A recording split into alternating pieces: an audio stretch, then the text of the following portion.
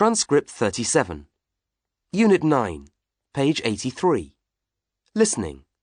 Activities 2 and 3. You may be planning to go abroad to study English this summer.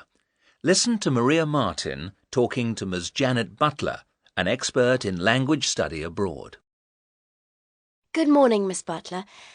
I'd like to talk to you about summer English courses because I want to make sure I get the best value for my money. Could I ask you a few questions? Certainly. I would be happy to answer your questions. Why is it a good idea to study English abroad?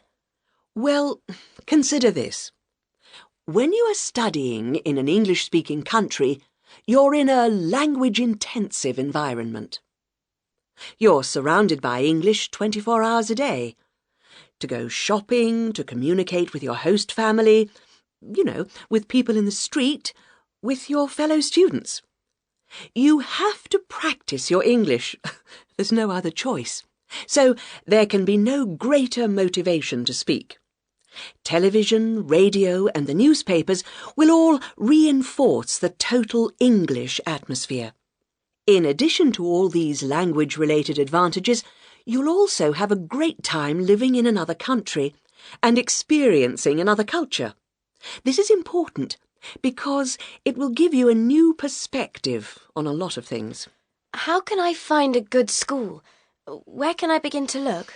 Yes, well, the first thing to do is talk to a relative or friend who has been on a similar trip. If you're in direct contact with a school which is offering a language course, you should make sure it has official recognition.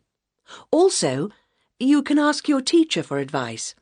He or she might have some addresses of schools or agencies. Is Britain the best place to study English? Not necessarily. Until now, Britain has been very popular because of its proximity.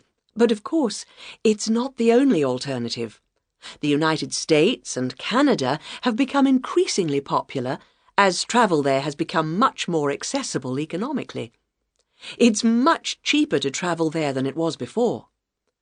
Another alternative is Australia, a country which is exotic, and yet its culture is familiar to Europeans. How long should I stay? The longer you stay, the better your English will get. As a minimum, you should try and stay at least 3 weeks to really improve your language. It may take you a week to settle in, to get used to strange meal times, to start to make friends. What should I avoid doing? Basically, you should avoid being in contact with other speakers of your language who might be on the same course or in the same residence. 2 students of the same nationality shouldn't stay with the same family. You can't learn English as well if you are with other people who speak Spanish. I see.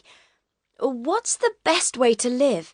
With a family or in a student residence? Deciding which place you stay may just be a matter of personal preference.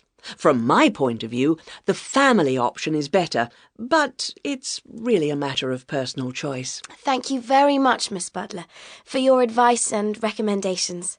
I hope it will help you make good use of your stay abroad. Good luck.